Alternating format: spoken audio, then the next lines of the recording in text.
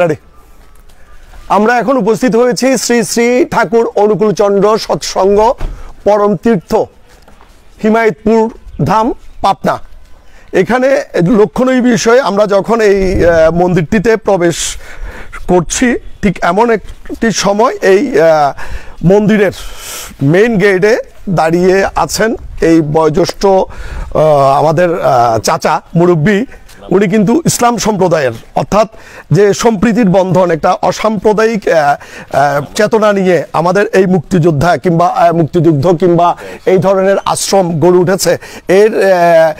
এটি দ্বারাই বোঝা যায় যে আমরা বাংলাদেশিরা অসাম্প্রদায়িক এবং অসাম্প্রদায়িকতায় বিশ্বাস করি। চাচা, আপনার নাম কি? আমার নাম মোহাম্মদ আল্লেক আলী শেখ। আচ্ছা, আপনি কত বছর যাবত এই আশ্রমের এই দায়িত্বে আছেন? 40 বছর পার হয়ে গেছে। 40 বছর যাবত এই আশ্রমের দায়িত্বে আছেন। আশেপাশে তো হিন্দু মুসলিম সবাই আছেন একসাথে, সবাই তো এই মন্দির পরিদর্শনের জন্য আসেন, তাই না? আসে। আচ্ছা, আপনার মুরব্বী, আপনার বয়স কত হয়েছে এখন? আমার বয়স এই 70 পার হয়ে গেছে। 70 পার হয়ে গেছে। আচ্ছা, আর আপনি এখানে আশ্রমে আছেন প্রায় 40 বছর যাবত? 40 বছর যাবত, হ্যাঁ। ঠিক আছে, ওকে, থ্যাংক ইউ। ভালো আছেন তো আপনি? সালাম সালাম।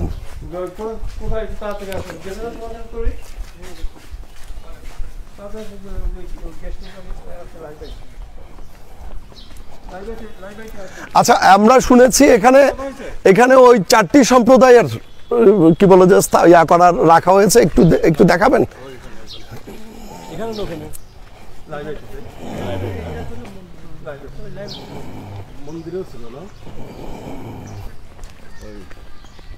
তোমার এটা কি চলছে নাকি পজ দিছো? আমরা যখন আসছিলাম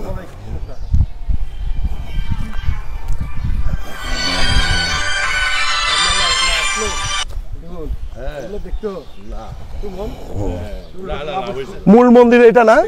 এটা মূল মন্দির, পেছনেরটা। আচ্ছা, এটা আচ্ছা অনুকূল ঠাকুরের সমাধিস্থল এটা না? ও, ওনার বাবা মার। আচ্ছা, ঠাকুরের বাবা মার নাম বলেন, নাম বলেন।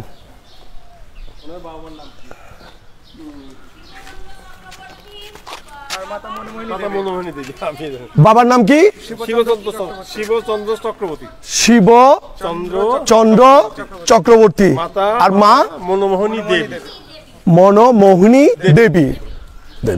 আচ্ছা, এটা কি খোলা যাবে? আসেন।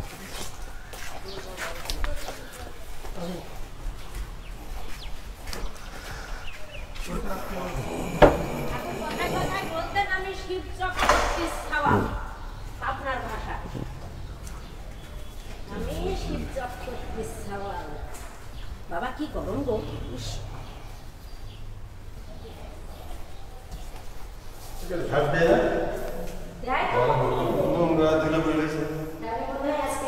শিবচন্দ্র চক্রবর্তী, হ্যাঁ। মা পুরুষোত্তম জননী মনমোহিনী দেবী।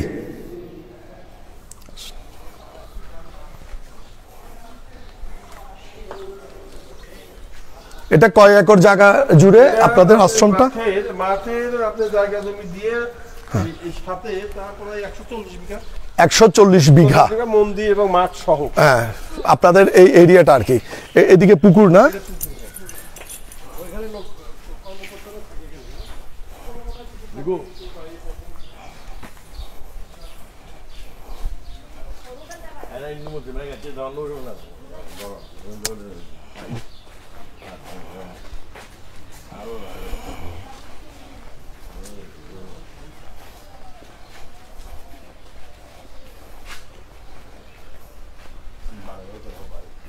তোরা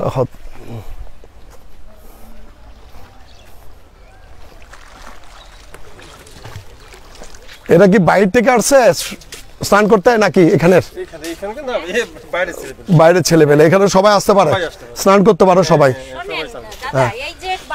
হ্যাঁ, এই বাড়িটা হলো ঠাকুর এখান থেকে দেওঘর চলে গেছেন, তখন এরকম ছিল না। আজকের ভূগোল সেদিনের ভূগোল এক না। আচ্ছা, এইটা ছিল পদ্মা নদী। হ্যাঁ। তবে 46 সালে তখন এই যে এখন পাকশিতে যেরকম পদ্মায় খানিক আছে খানিক নাই, ওইখানে ঠাকুর ওই এইখান দিয়ে স্নান করতেন, বুঝলেন? আচ্ছা। তখন আর এসব পাঁচির টাচির ছিল না। তা সেইটাকে স্মরণ রেখে এটাকে আমরা অনুকূল সায়ন নাম দিয়ে করেছি। অনুকূল অনুকূল সায়ন। সায়ন হ্যাঁ, মানে সায়রে যে সায়র, লেখা আছে দেখো। সায়র, আচ্ছা। লেখা আছে। অনুকূল সায়ন। ঠাকুরের সেই স্মৃতিকে বজায় রেখে। আচ্ছা, অনুকূল সায়র। এটা একটু নতুন করে দিয়েন। নতুন, হ্যাঁ। এটা তো এইটা ভালো আছে, এইটা ভালো আছে। ও এটা হলো যে দিয়েছে তারই এটা ভালো আছে। আচ্ছা, অনুকূল সায়র।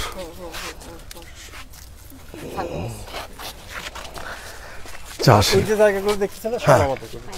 ওই ওই ওই boundary। ওই যে বাউন্ডারি পর্যন্ত। বাউন্ডারি পর্যন্ত না, বাউন্ডারির ভিতরে ওই পাশে আমাদের আছে। আচ্ছা, ওই পাশেও আছে। ওখান থেকে শুরু করে ওইদিকে নিয়ে দেখাচ্ছে। আচ্ছা, ওই আসেন। যে বাড়িটা দেখতেছেন না, ওই যে দোতলা বাড়ি, ওটাও আমাদের। আচ্ছা, ওই যে দোতলা বাড়ি, আসেন। জন্মগ্রহণ করেছিলেন এই বাড়িতে, যে ভিটেতে। হ্যাঁ, হ্যাঁ। সেটা হলো এখন আপনার মানসিক হাসপাতালের মধ্যে।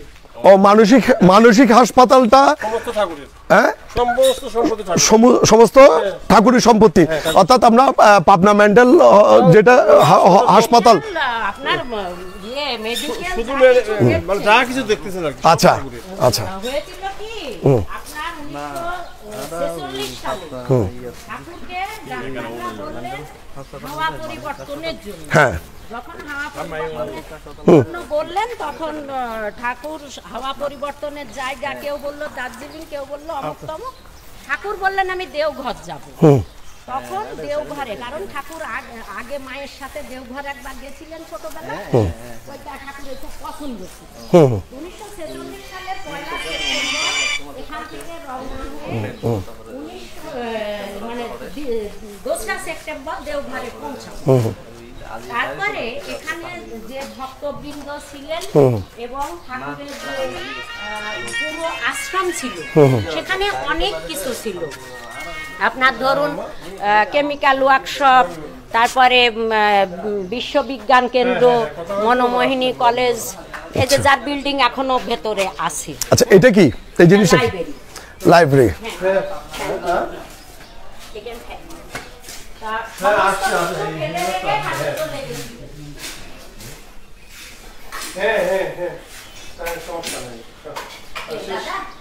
আপনি কোথায় এখন? আচ্ছা, আপনারা বসুন। না, আমি একটু সব ঘুরে দেখি, তারপর আমি বসবো। ফেলে চলে গেছে। আমাদের কি আপনি একটু সময় দিতে পারবেন তো? হ্যাঁ, সময় দিব, কিছুক্ষণ সময় দিব। আগে ঘুরে দেখবেন। ঠাকুর চলে যাওয়ার পরে 52-তে এটা রাজস্থান সরকার অ্যাকোয়ার করে, আর 57-তে মানসিক হাসপাতাল। আচ্ছা, আমরা ঠাকুরের মন্দিরে একটু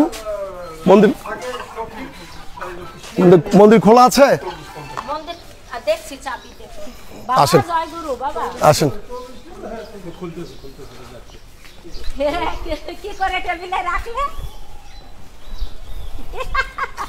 ও বাবা, মন্দির কি তালা দেয়া? হ্যাঁ, ভেতরে গ্রিল আছে তো। এই দেখতো মন্দির তালা দেয়া নাকি, তাহলে খোলার ব্যবস্থা কর।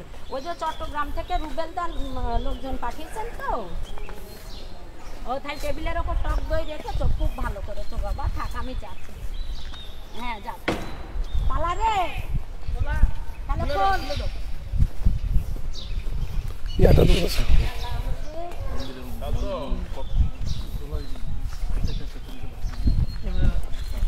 আমরা যখন আসছিলাম প্রায় 10-15 বছর আগে, তখন এগুলো করা ছিল না। না, এই মন্দিরটা তো আপনার 85 সালের দিকে এটা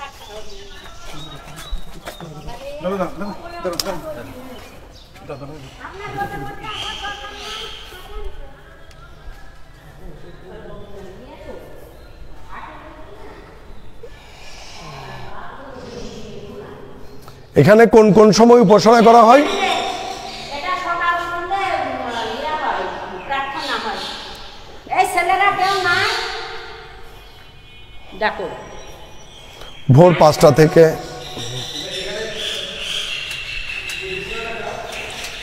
ভোর 5টা থেকে 6টা পর্যন্ত শ্রী মন্দিরে স্বস্থানে নাম ধ্যান। প্রাতকালীন নির্দিষ্ট সময়ে শ্রীমন্দিরে সমবেত প্রার্থনায় অংশগ্রহণ। সকাল 7টা থেকে 7:30 পর্যন্ত প্রাতকৃতাদি সম্পন্ন। সকাল 7:30 থেকে 8:30 পর্যন্ত কৃষিকাজ।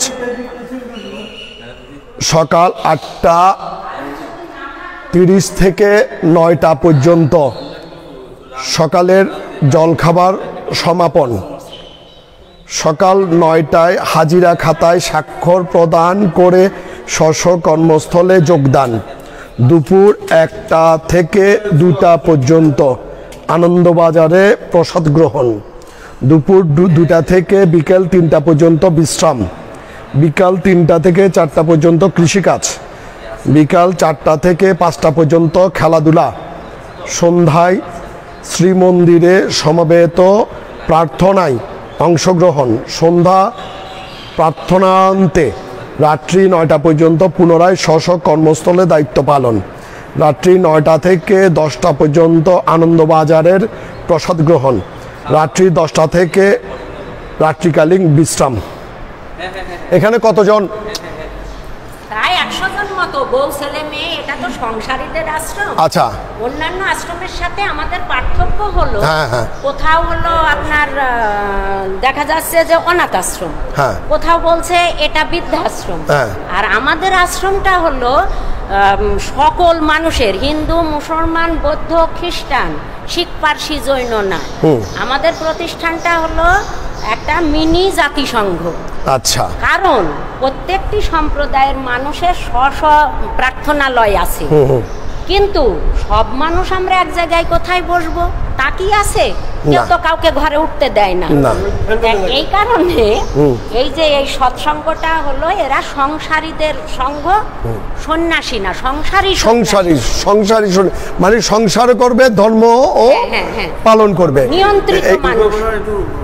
আচ্ছা, এখানে কি মুসলিম সম্প্রদায় আছে আপনাদের এই বাউন্ডারিতে? ইয়েতে কাজকর্ম করে, রাতে এখানে থাকে না। একটা সমস্যা আছে এখানে, বলাটা থামেন, মাছ, মাংস, ডিম, পেঁয়াজ, রসুন আমরা খাই না কখনো। আর এক শ্রেণীর মানুষ আছি আমরা যারা কখনো ছুবো না। আপনি যদি একটা পেঁয়াজ আমার হাতে দেন আমি নেব না। এখন বলছি যে বউ ছেলে মেয়ে নিয়ে সমস্ত সংসারী মানুষ যাতে কর্ম এবং ধর্ম, সাধারণত একটা প্রচলিত কথা আছে যে ধর্ম এবং কর্মে বিরোধ না। ধর্ম যদি নাইরে ফুটলো জীবন মাঝে নিত্য কর্মে বাতিল করে রাখলি তারে কি হবে তোর তেমন ধর্মে? কর্মহীন ধর্ম অন্ধতম কর্ম।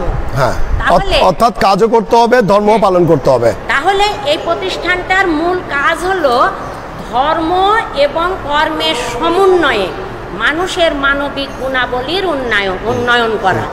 আচ্ছা, এই বাউন্ডারিতে আপনারা কতজন লোক আছেন? 100 জন মতো। 100 জন আছেন। এখানে একসাথে রান্না খাওয়া। মুসলিম সম্প্রদায়ের কতজন আছে? মুসলিম সম্প্রদায় ভেতরে থাকে না, কাজকর্ম করে, যেরকম গেটে দেখলেন।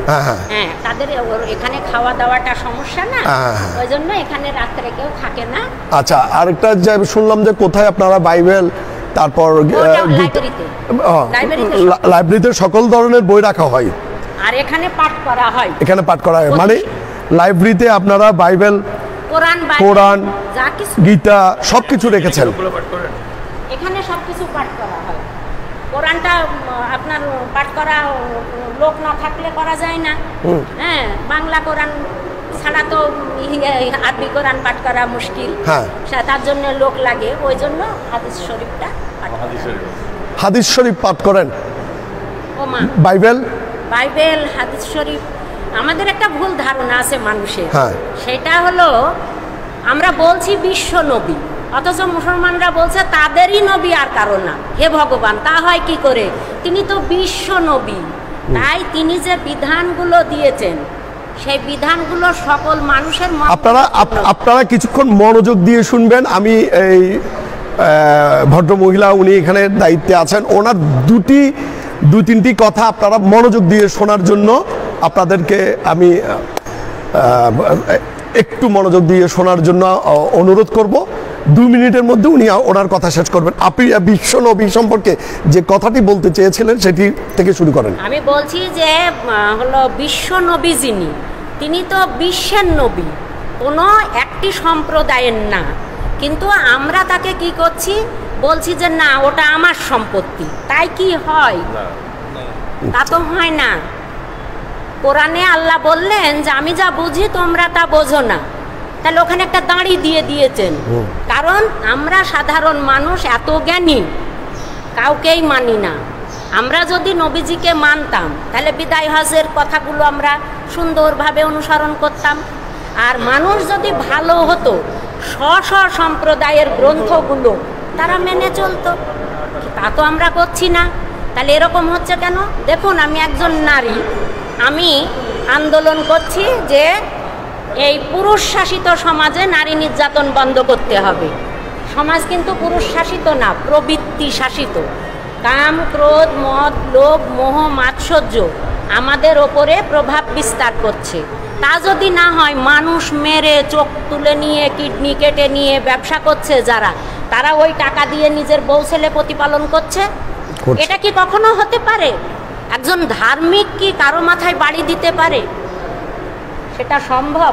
তাহলে বুঝতে হবে গণতন্ত্রের ত্রুটির কারণে রাষ্ট্র বিপন্ন হয়, আর ধর্মে ব্যক্তির প্রভাবে, ব্যক্তির মতবাদে ধর্মীয় যে অমৃত ভাণ্ডার, সেটাকে আমরা বিষ ভাণ্ডারে পরিণত করছি।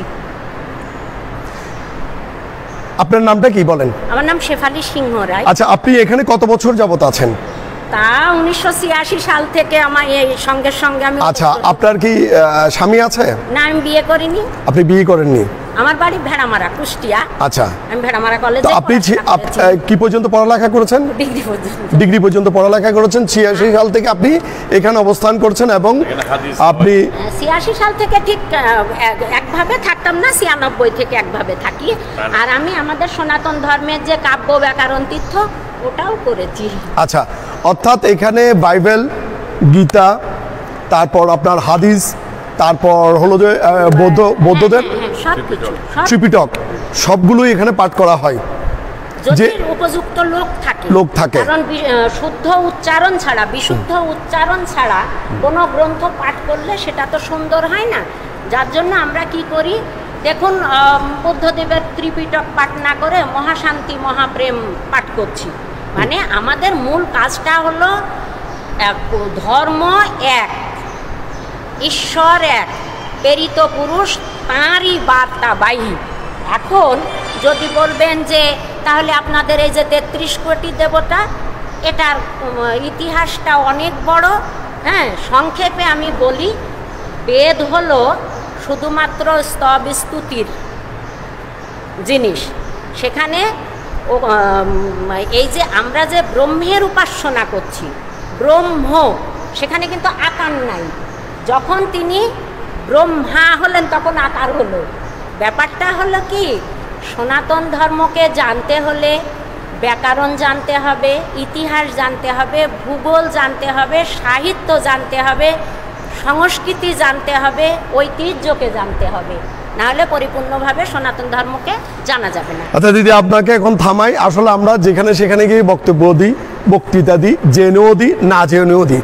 আজকে কোনো বক্তব্য দিব না, আজকে কোনো বক্তৃতা দিব না। আজকে যার সান্নিধ্যে এসে আমরা কথা বলছি এবং যার কাছ থেকে সব কিছু জানতে পেরেছি ওনার মাধ্যমেই, কিন্তু উনি আপাতত ধরে নিব উনি আমার চাইতে অনেক অনেক অনেক বেশি জ্ঞানে গুণান্বিত। এবং আপনারা ইতিমধ্যে আশ্রমের আশেপাশে সব কিছুই দেখেছেন। আশ্রম সম্পর্কে কিছু ধারণা আপনাদেরকে দেওয়ার চেষ্টা করেছি। অর্থাৎ অসাম্প্রদায়িক চেতনায় কিন্তু এই আশ্রমটি চলছে। এই আশ্রমের মতো সব জায়গায় যদি আমরা এই অসাম্প্রদায়িক চেতনাকে ধারণ করি, তাহলে আমাদের মধ্যে যে হানাহানি, আমাদের মধ্যে যে সংঘাত, আমাদের মধ্যে যে বিরোধ, আমাদের মধ্যে যে বিভাজন, সব কিছু ভুলে গিয়ে আমরা একটি আকাশের নিচে অবস্থান করতে পারবো। এবং আল্লাহ বলেন, ঈশ্বর বলেন, ভগবান বলেন, বৌদ্ধ বলেন, সবাই যে কথাটি বলছেন, জীবে প্রেম করে যেজন সেজন সেবিছে ঈশ্বর। আসুন আমরা সবাই মিলে জীবের সেবা করি, মানবের সেবা করি, তবেই হবে আমাদের আসল ধর্ম। আজ এই পর্যন্ত, সবার কাছ থেকে বিদায় নিয়ে আমরা এখন বের হব।